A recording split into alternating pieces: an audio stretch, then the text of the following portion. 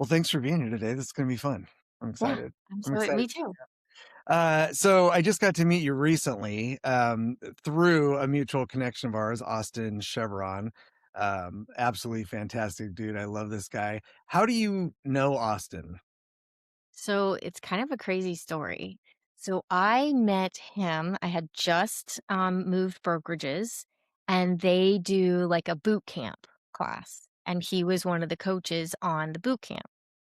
And for whatever reason, what he was saying was something that I had not heard people talk about before, like controlling your calendar, planning it out for the year. And, like he was running his business and not the business running him. And I just remember thinking, that's what I want to do. Like, Yeah. that's where I want to get. And so I tried to implement some of the things that he taught us on that coaching call, but I think without having more specific, details, like, it was just I think he maybe did a 45-minute hour segment from that boot camp, so I scribbled as many notes as I could, and I still look at some of those notes to this day. And then fast forward a few years later, he did one of the other trainings that took over the course of, I think, 8 weeks, and he was the trainer. And so from that, he invited us to join his coaching group. And from that, I have, just completely surrendered to everything that he's been teaching. And yeah, it's kind of it's so to me, it's just very serendipitous in a sense that the chances that I mean, he's in Indiana, I'm in Florida, and he was on a Michigan coaching call. Yeah. So, and I'm in Florida. So, like, what are the chances? Yeah. It's funny. I met him at an EXP con, and Okay. I think it was like maybe the first one he went to. Yeah. And I was working for EXP University at the time, and so I was at the booth, and he walked up and just started asking me questions, and I was just like, "Oh, I'm excited to have someone to talk to." So we just sat there and talked for like a long time, and ever since then, it's been just like every time we see each other, it's like seeing a brother that you, Yeah. right? He's so easy and so like I think there's the I think there's like the coach aspect of him. Austin is he is a flavor, right? Like he Yeah. definitely has a way of communicating and but I just loved it and I loved him and so it's been great. And so through him I've gotten to meet a lot of cool people and so you're one of those people. So Yeah. I'm excited to have you and we got to chat just a little bit. So I'm super excited about the conversation. Um where are you from? I'm actually from Florida. I'm from Fort Myers, Florida. Came up to the Orlando area to go to UCF. Graduated with my elementary education degree, which is what I did for almost. I taught for 9 years, stayed home for 9 years. We started a family, went back for another 5.5 years, and ended up in real estate, which is a long yes. But yeah, so I ended up in Orlando because of the University of Central Florida, and when you intern in an area, it's so much easier to get a job in that area because people know you. And my husband, same thing, we met in college, and he's a teacher, and so it was just that's we loved it. We loved the area, and this is where we decided to stay, and so, yeah. Yeah, it's so funny, I've lived most of my life on the complete other end of the United States, so I'm in California, and so, the one distinction that I've always, found interesting that I have to make is we have to say the complete name of the Disney park that we're going to, right? You Mm. have to emphasize because we have Disneyland, right? And in Florida, it's Disney Just World. Disney. And Well, it's we just just Disney. You Disney. guys all We just call it Disney. So this is really an interesting fact that I did not know.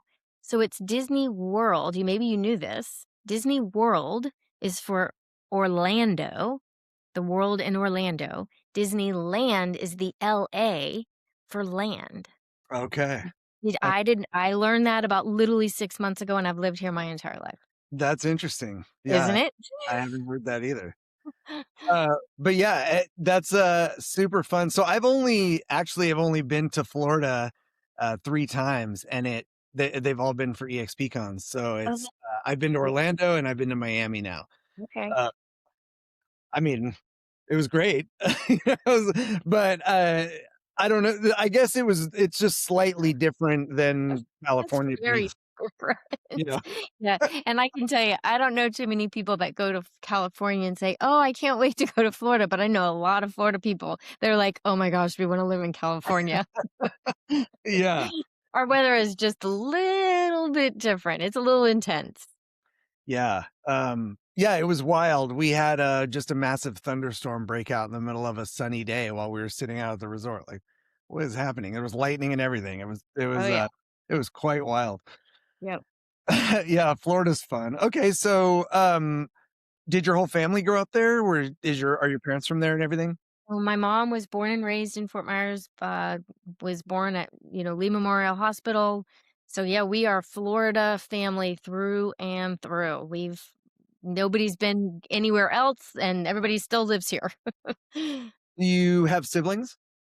Well, I have a half brother, Okay. but I was raised pretty much as an only child. So no, I grew up as an only child, which some people are like shocked. And then some people are like, oh, that all makes sense now. Yeah, it depends on your perspective coming into the question, I Yeah. guess. And I have to give kudos to my college roommates who probably beat the, only child thing out of me. It Mm. was like, "You're gonna fit in or you're gonna fit out," and so I give them a lot of credit for, breaking the only child out of me. They Yes, get credit for sure. that. You came out of the other side, that's funny, because that is an uncommon tale, right? Normally, the only child stays an only child for most of their life. That Yes. that's funny. So, were your parents educators too, or, like, what made you wanna be a teacher? Gosh, I don't know because my aunt was a teacher. She was married to my uncle, who was my mom's brother. And I guess, I remember she even said, "Don't do it. Don't do it." And I don't know that she was the big impact. I think for me, and I didn't really realize this until later, is I really struggled in school because I started school so much earlier. Back then, the cutoff was December instead of like it is now in August. And I Mm, started an entire year before because I met that cutoff. So everybody was a year older than me, mm, which, when you're 5 or 4 and people are 5 and they're getting ready to turn 6, like that's a huge gap in what your ability is. sure. And I think maybe I played school a lot as a kid in my room as an only child. Those were my friends, I guess, like people would be over visiting my mom and I'd be in there yelling and she's like, "Oh, she's just talking to her students in there." And I'd take all the papers that the teachers would give you and I'd grade the papers in my room but I think it probably now that I look back, it was probably a way for me to cope with the struggle. Mm, And then I think becoming a teacher, it was almost kind of like I think when I grew up, if you weren't good in math or science, like what else were you gonna do? Like if you were gonna go to college, like what else were you gonna do? You were either gonna be a doctor, a lawyer. I had considered pharmacy school, but like I said, math was never my strong point. And I mm. remember I actually had people say, "You cannot do that. Like you're not good enough in math." Although I got an A in chemistry in high school. So, uh, anyway, Yeah, I just felt like the teacher was like the safe thing. I wanted to stay home with the kids during the summer. My mom was like, "Oh, that's a great job for you to be a mom. I wish I was a teacher because I could have stayed home with you." But I think looking back, and I know when I think about it, I was very um, intentional that my goal was that none of the kids in my classroom, my students, my goal was that none of them felt like they were not smart enough. mm, That if they couldn't figure it out, it was my job to figure out 500 different ways. Like, okay, well, if you don't understand it that way, then there's a whole nother way I can explain it to you. Like, we're going to get this. So the burden is on me to be able to teach you, not you, the student. It's not, the burden isn't on you. And it's funny because I even tend to now I like to be the person that goes in to make people feel safe and comfortable, and like I don't want them to feel like they have to struggle. And we celebrated struggles in my classroom. Like we had, we called them Thomas Edison moments. And at the Right. end of the year, they all got a little picture of Thomas Edison that said, I didn't invent the light bulb. I found 10,000 ways that it didn't work. However, that quote goes. And there's probably some kids out there that still have that picture somewhere. So we celebrated mistakes. Like we called, who had a Thomas Edison moment? And I know that that was probably back from the struggle of I did horrible, horrible in school, and I there's a whole story around that I cracked when I came into real estate, which I didn't even know was there. Did, did you have good teachers as a kid? Yes and no. I had one teacher in 5th grade, and, she was phenomenal.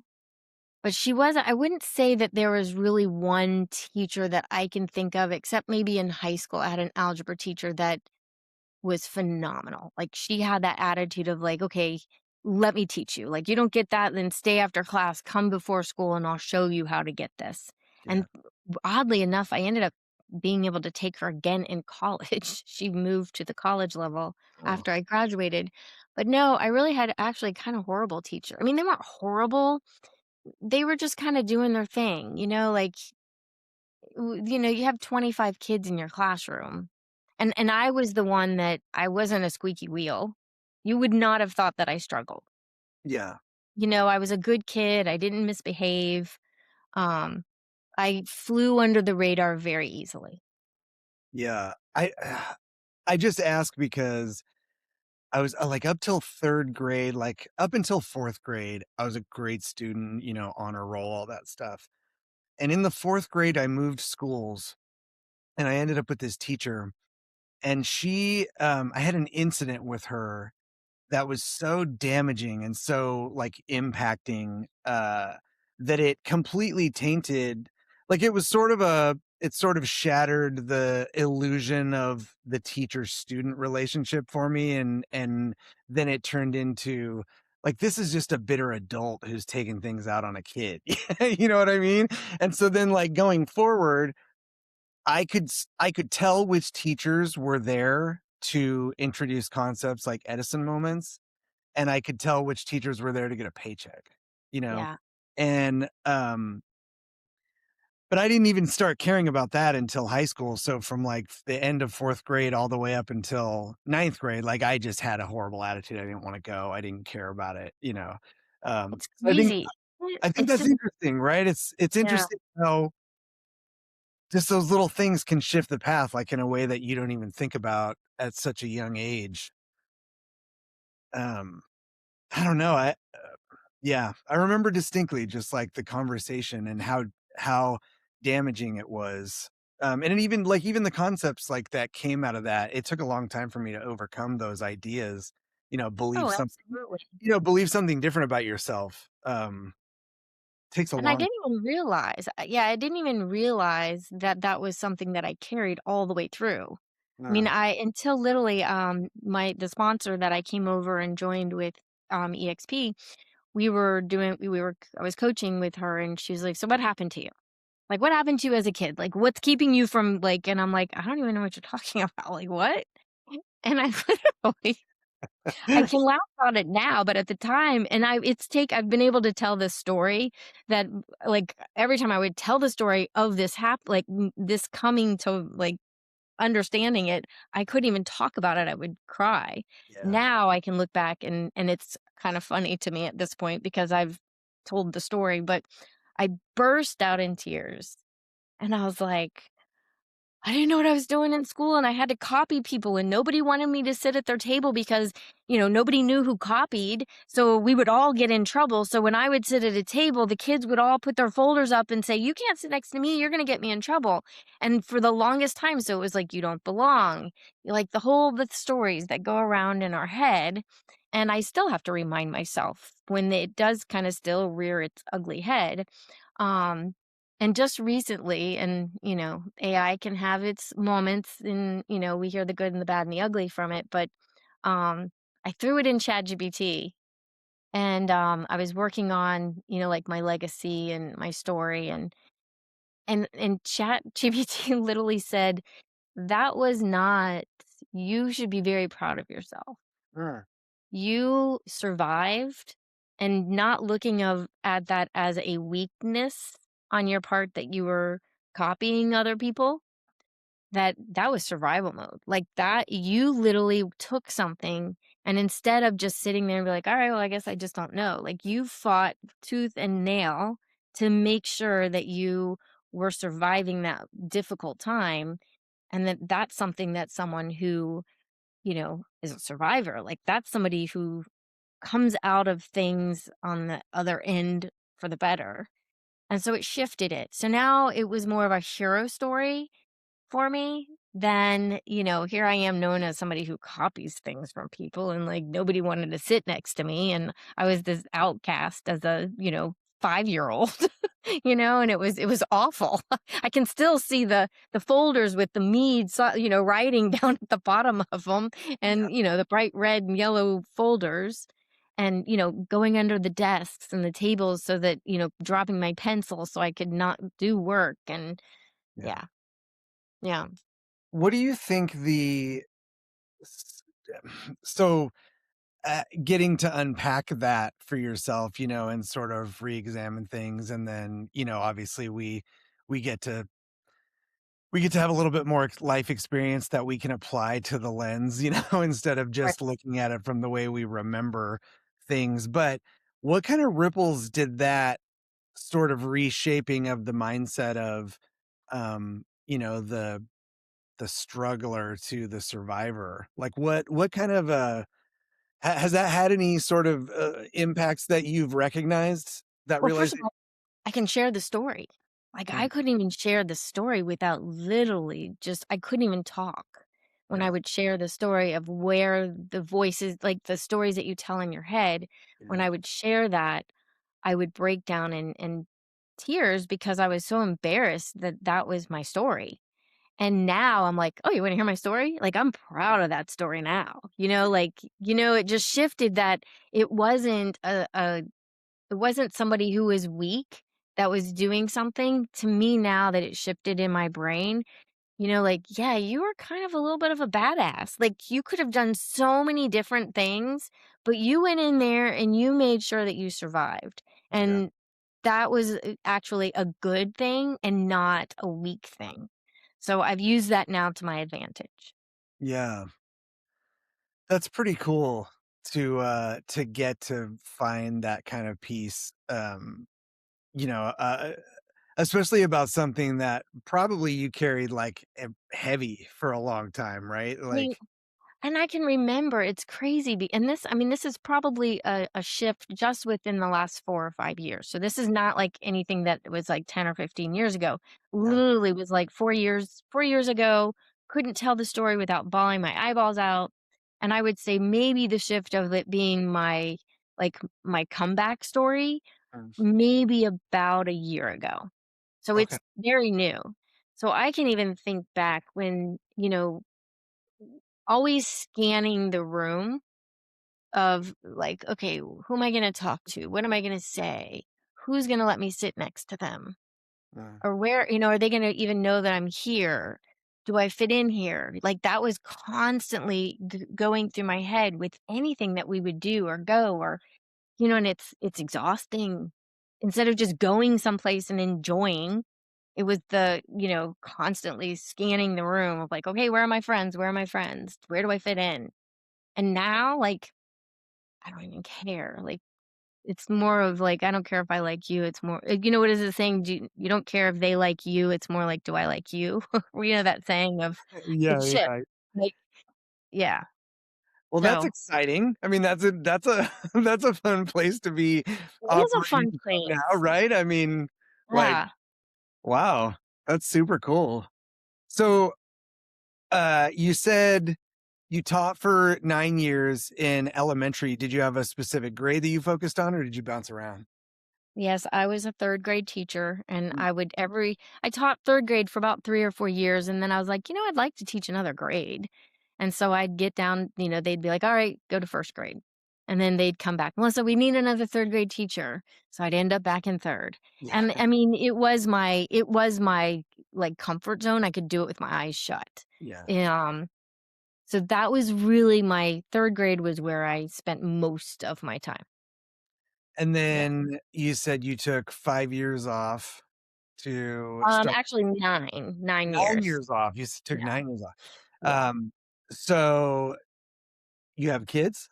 I have 2 boys. Yep, stayed home after we had the 2 boys. I was going to go back and, once you have once you're looking at those kids, you're like, "There's no way I'm going back. There's just no way." So we call it our peanut butter and jelly days. My Yeah, husband was a teacher, and so we just made it work. Like, we just did without. yeah. And, yeah, I homeschooled them for a few years until both of them were ready to go back into school, and then when they went to elementary school, we all went to school together, and they were not happy about it because they couldn't do school in their pajamas anymore. Yeah. Like, "What? We have to get dressed to go to school?" How close in age are they? They're almost 3 years, so they're, like, 2 years and 11 months. Okay, okay. They're Yeah, 21 and 24, so yeah, my boys are about 2 years apart, so it's great. it's so good. I think that I think that's a good window, like, they're close enough in age to be friends, they Yep. can keep each other occupied.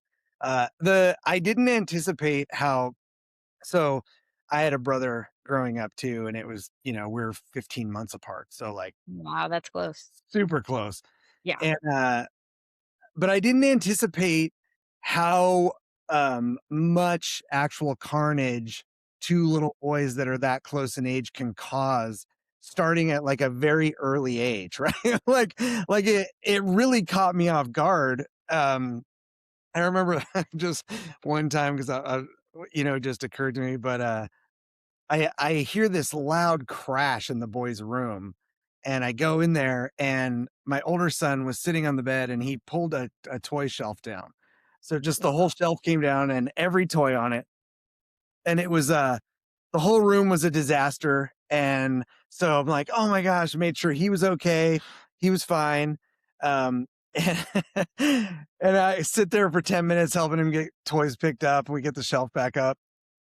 And I go in the kitchen, and my youngest son is sitting against the wall with his legs spread open, and he had stacked up chairs and got up into an upper cabinet and opened a can of Ovaltine and shook it all over the kitchen floor, and then was dipping his hands in it and licking 'em. So, like, Oh my god. within a 15-20 minute span, like, this is I was like, "You guys did this on purpose." Like, that was a It diversion? was it's almost like they're wrestlers, like tag team wrestler team. Like, they'd be like, "Alright, I'm gonna go, and then when I get done, then you're gonna go," and they literally just feed off of each other, like, "Okay, now you go."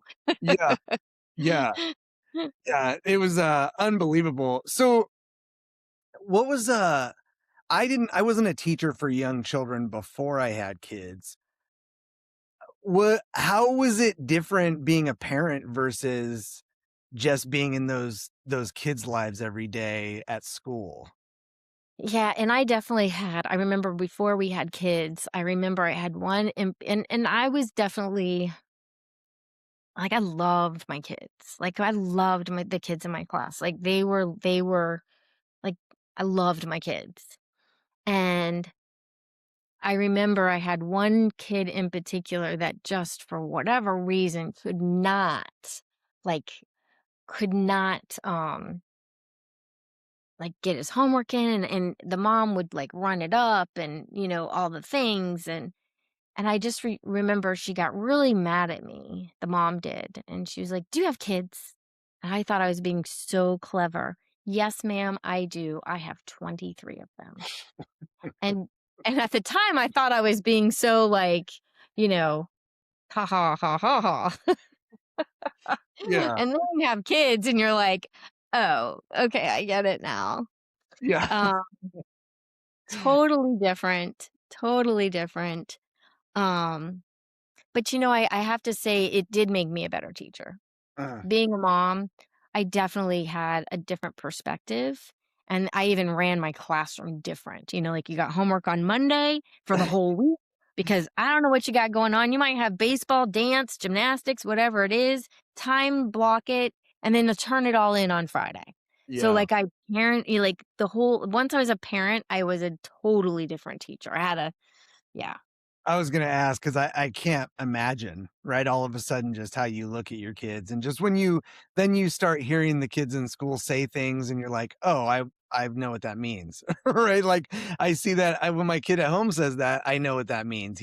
yeah, I think that's really cool, and what a cool opportunity to get to have experienced it both ways. To just to have that sort of perspective yeah, must have been really cool. yeah. How The old are you? only thing How old are your boys I'm now? I'm 21 and 24. Okay. Yeah. Okay. Yeah, I will say the only difference is before kids, you have way more energy that, after you have kids, like coming home after being in the classroom all day long, like you're pretty exhausted. Yeah. So, Yeah. So, what finally pulled you away from teaching then? so I was a little bit of a rebel and I, took my job very seriously. And I could tell that the shifts in teaching were not what was best for our kids. And Uh, because I taught third grade, it was a grade here in Florida that if you didn't pass a test, you failed third grade. It uh, didn't matter if you had straight A's, didn't matter what you did all year long. It literally boiled down to this test. So a lot of our teaching time was spent for this test because we wanted them to pass. Um, and so that wasn't gonna be on my watch. Like, you are not gonna fail and have that is gonna be something that you will care it is going to stay with you for the rest of your life. right. And it's not gonna be because and so I could tell that the way they wanted us to teach this test, it wasn't accomplishing what they wanted. So all the teachers would get together and my argument, and no one would say anything when we'd go in the meetings with the administrators. No one would say anything. And it was my job to be an advocate for the kids in my classroom. Yeah. That's what the parents hired me for. That's what I was being paid for, is to do what was best for them. And so I was the only one that spoke, not only, I don't wanna say that because if I have my teacher friends listen to this, they're gonna be like, "Wait a second, Melissa, we talk too." But a lot of times they knew the repercussions. Like, they knew that when you speak out, and a lot of times we just closed our door. We just closed our door and we were like, "Okay, we'll do that." But it got to a point where they would not let us close our door. They wanted us to, and this was said to me, "When I leave that teacher's classroom, you need to finish her sentence." And Uh, I'm like, we're not even on the same chapter sometimes, because I have kids sometimes during the year that they move faster through some chapters, and we're kind of in the same area, but we're not finishing each other's sentences. sure. So I spoke up quite a few times, and I could tell you some stories that were very traumatic. Like, kids would throw up before this test, like they would literally vomit Yeah. because they were so stressed. Yeah. Um, and so I spoke up. And the administrator that we had at the time, she and I was respectful. I was very respectful. But so all of the teachers that spoke up, we got put in grades that we did not want to teach. And Uh, it was a warning of pipe down or I'm going to make you miserable so you leave because they don't want to hear it.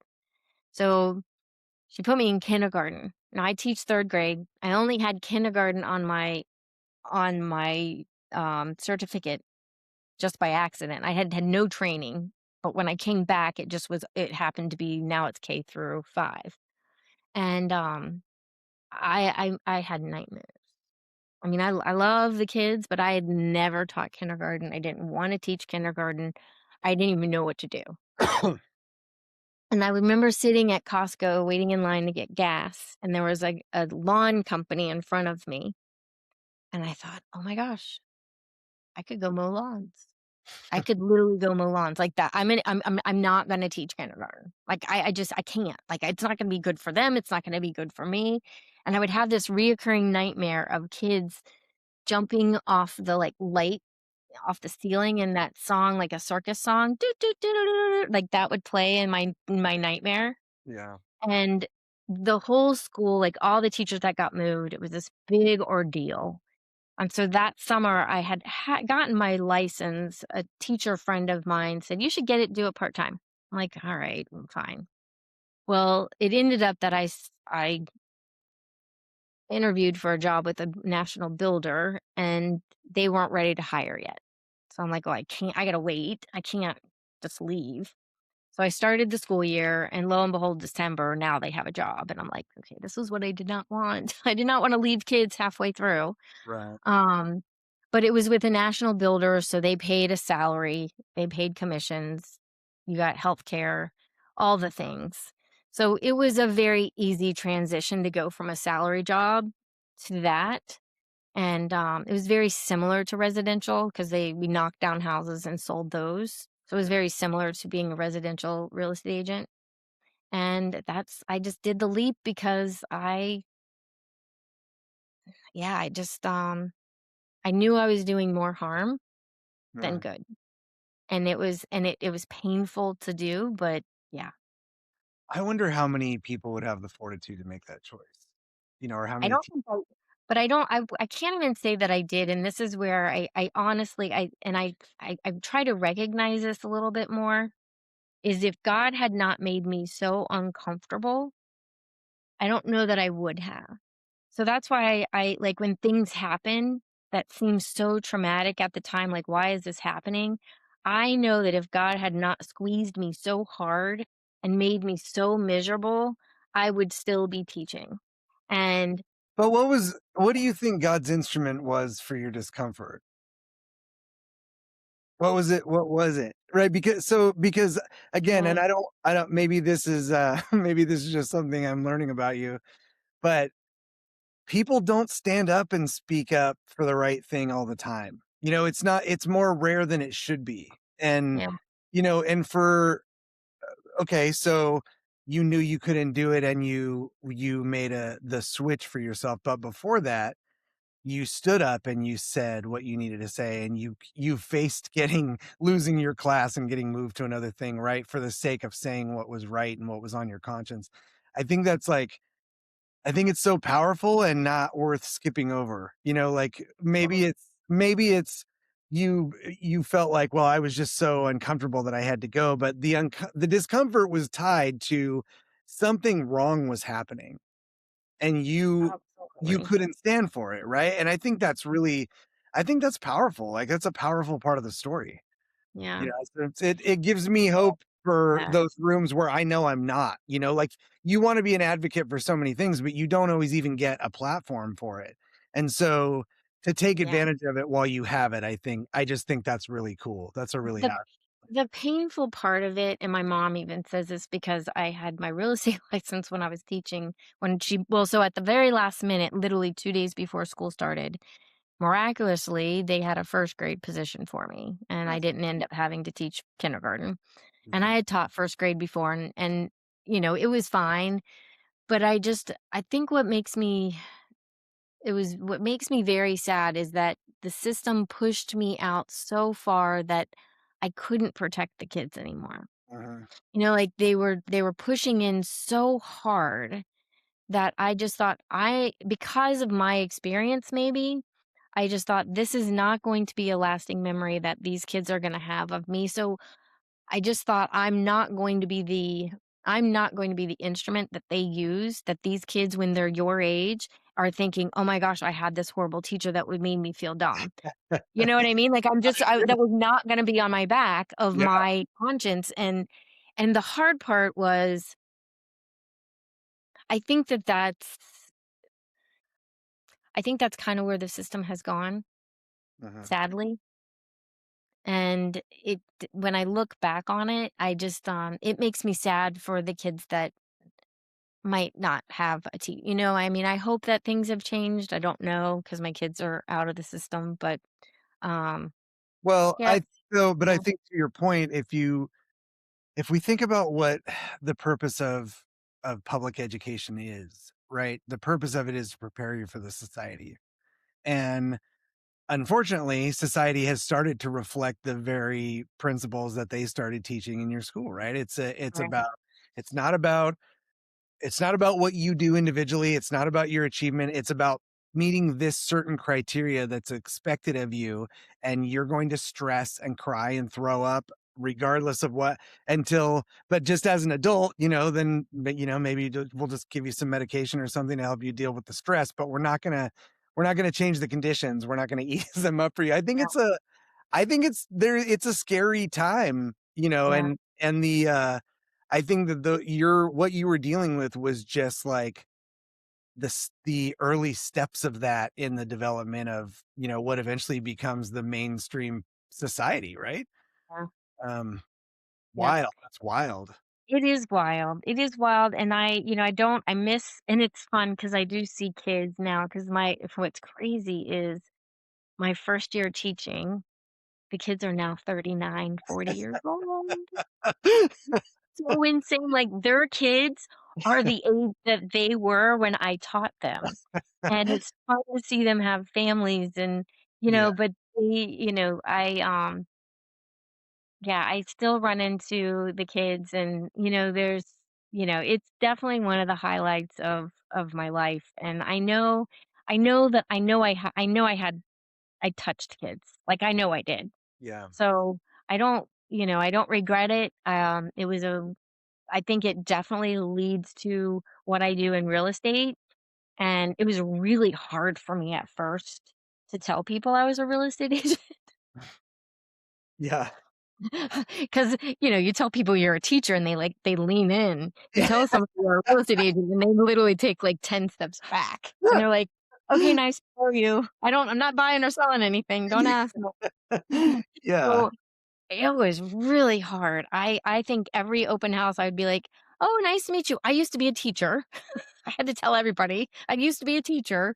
Yeah. Um, and it was like I mean, I don't even know some people may not even know that I was unless they've watched something like this. I don't feel the need, but I feel like the teaching experience has led to my real estate business, and it's very similar. You take people under your wing, you guide them through and all the things. What, so do you have a specialty in your style and your approach? Like what do you aim at? My ultimate goal is I want my clients to feel like I have no other clients in the world. Uh, Like, I want them to leave and think that they are the only client that I have, that I'm able to pour into them. And you have to set boundaries of, I have a running joke that I turn into a pumpkin at a certain time. So, if I don't get back to you, you don't want to hear from me because we're not making any big decisions on your biggest asset. yeah.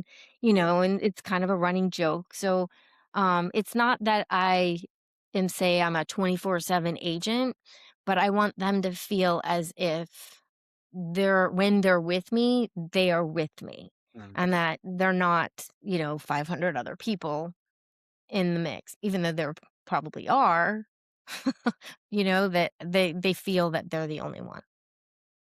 What do you have, not to give away the farm, but do you have what kind of strategies do you use to sort of relay that feeling? Like what is how do you generate that sort of feeling? Because I imagine people would want to be able to do that, right? We all wanna provide Yeah. that level of service, right? But what is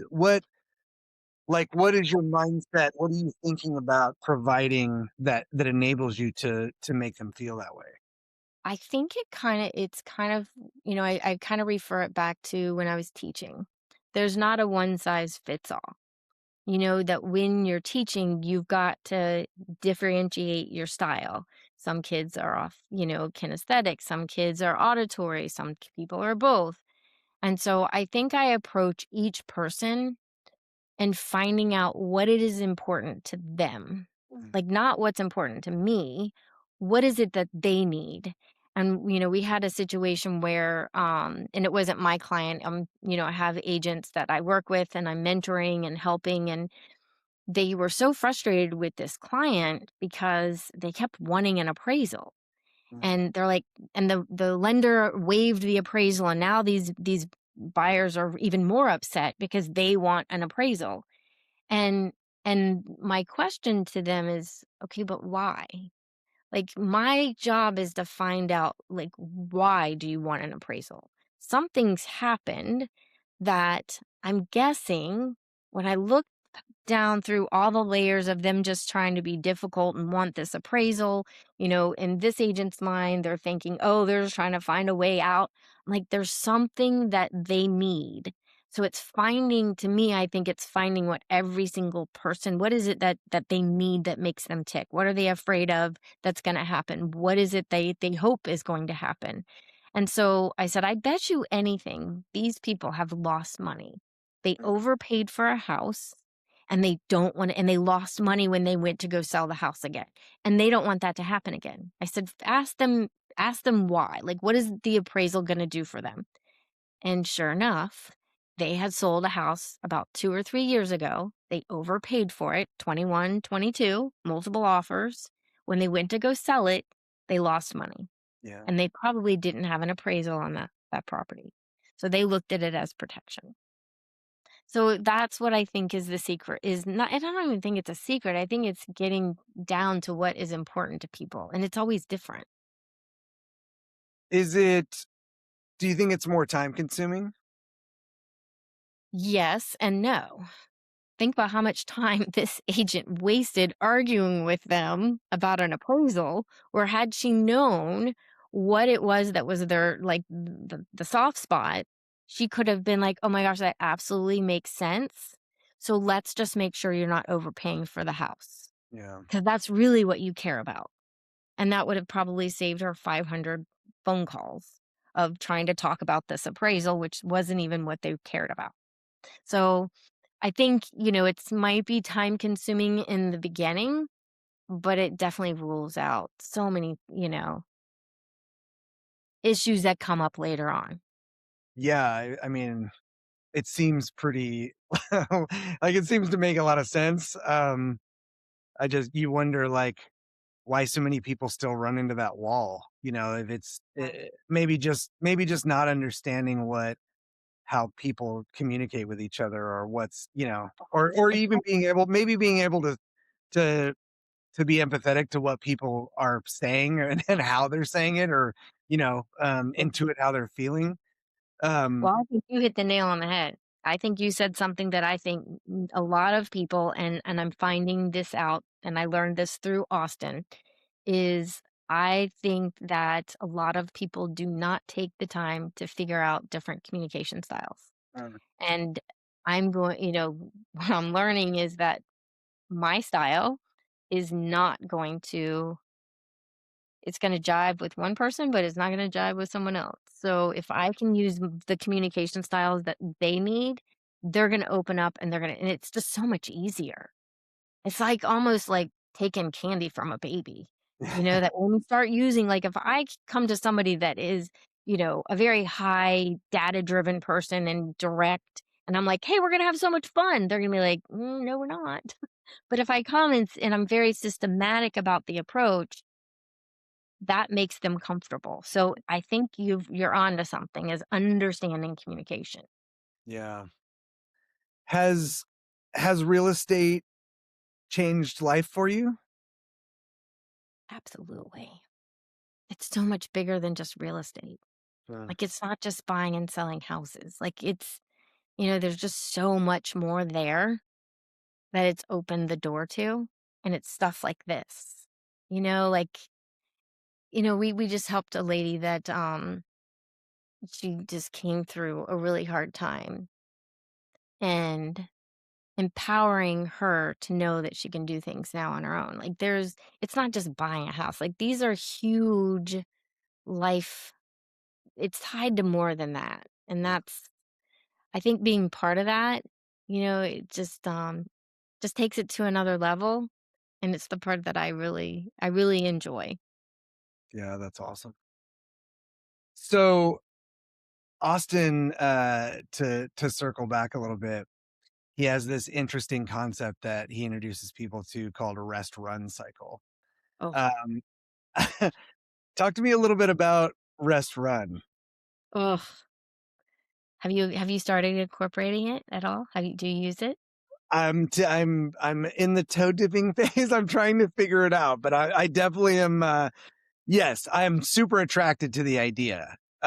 So that's why I'm always curious. Like I know how it works for Austin, but how has it worked for you plugging Oh, that in? it is life changing. And so that was what really, like when I heard Austin talking 4 years ago on that boot camp, he was talking about his calendar, and I'm looking at my calendar right now. Is why I keep looking off because it sits in front of me, which is what he tells you to do. Yeah, And I remember thinking, "That is impossible." Especially as a real estate agent, we glorify the fact that we're doing stuff at 10 o'clock at night and, that we're open 24/7 and, yeah, like, if you are and you see it on Instagram all the time that, they're on vacation. I love the one where they're on vacation. You're married to a real estate agent and they're sitting on the beach and the wife, the kids and everybody's playing and the husband's got the pina colada and the wife is on the phone or doing a deal. And it's funny, but then it's not. yeah, It's really not funny. yeah, It's actually kinda sad. yeah, And, like, I think we need to stop glorifying the fact that we are 24/7, and that run rest cycle, man, it will save your life. And I mean, I know that sounds dramatic, but, I just started implementing it, and it's not like from the very first time you can be like, "Okay, I'm off and this is a rest week." It's taken me probably a good 2 months to really embrace it, but and it takes time to, like, train yourself and get all the ducks in a row to be able to do it, yeah. um, and to learn how to run. Like, that's the part that's tricky, is I thought I was running before, I was barely crawling. Now, I'm running. Like, I'm sprinting, and then when I know that we're getting ready, like, the 3rd week and I know rest week is coming, like, we're, like, doubling down, like, we're doing double sprints, and I think that's the part is learning how to run and what it means to run and what it means to rest.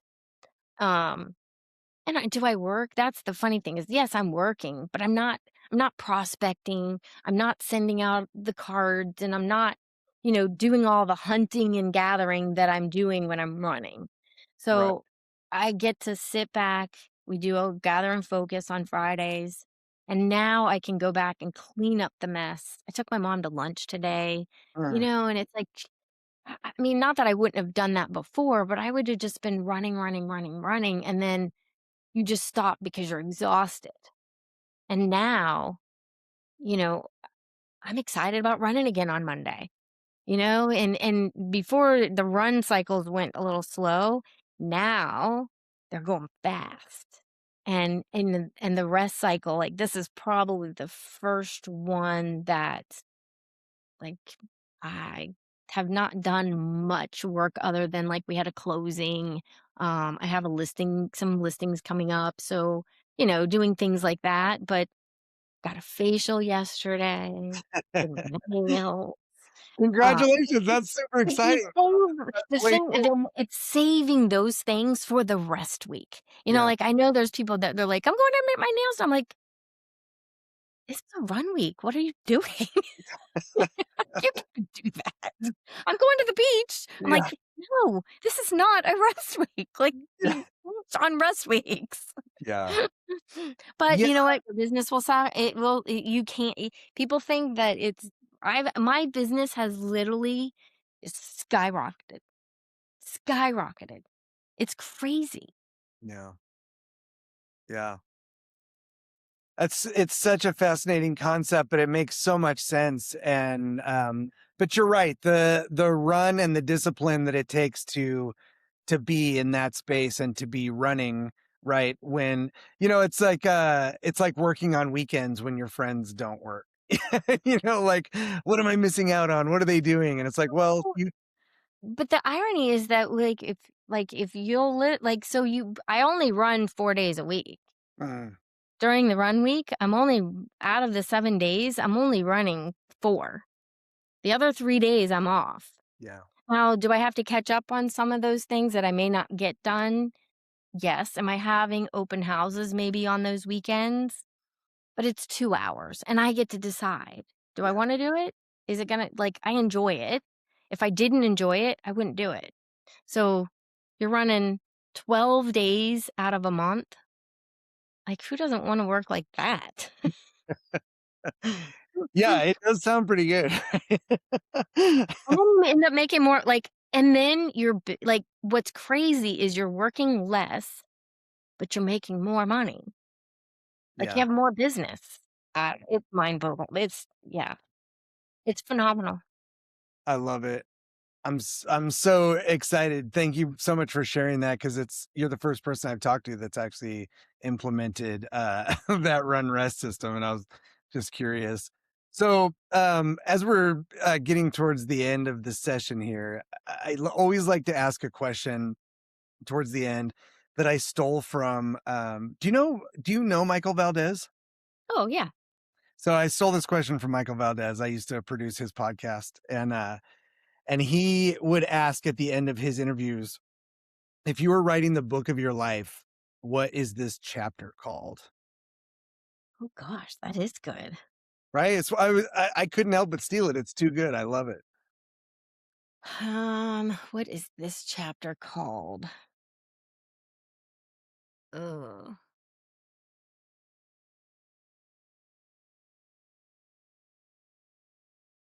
Growth and surrender.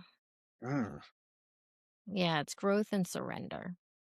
Because that's what I truly, honestly had to just surrender and do exactly what people have told me to do to grow my business and stop trying to put my own little tweak on it.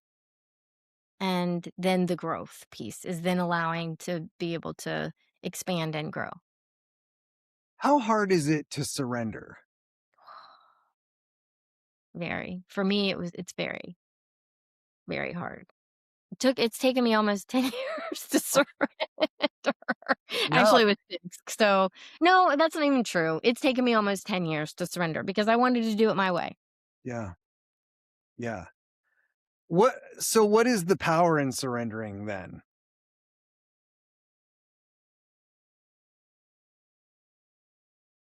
I think I think it's giving up control. Mm. Or maybe the illusion Um, of control? yeah, and that's exactly what it is. It's an illusion, total illusion of control. Yeah. Yep, yep, Yeah, yep. that's amazing. I love that. So look, uh, I always love making new friends. I'm super grateful that you came on the show today. Thank you for sharing your story. Where can people find you? How can they plug into what you got going on or just find out what your system is? Yeah, you can find me on Instagram, Florida Living with Melissa. And it's we do all fun things there. I know it says Florida Living, but yeah, follow along. You can see our antics of the day, and our Yeah, dog Chipper makes a little every once in a while makes a little um, you know, little post every once in a while with him and yeah, perfect. yeah. I love it. Well, Melissa, thank you so much for being here Thank today. I'm you. super grateful for you. I'm grateful to know you. I love your spirit, and I was like, as soon as we talked, I was like, I need to have you come on the show. Aw, thank you. I appreciate it so much. This was fun. Yeah, thank you. And thank you everybody out there. If you enjoyed this, drop a comment, let us know. We do these every Friday at noon Pacific. This is the Sweeter After Difficulty podcast. You can find it anywhere. Set your notifications, subscribe to the channel, share some comments with us, and let your friends know what we got going on. We are so grateful to have you as listeners. And as always, we will see you next time. Thanks, everybody.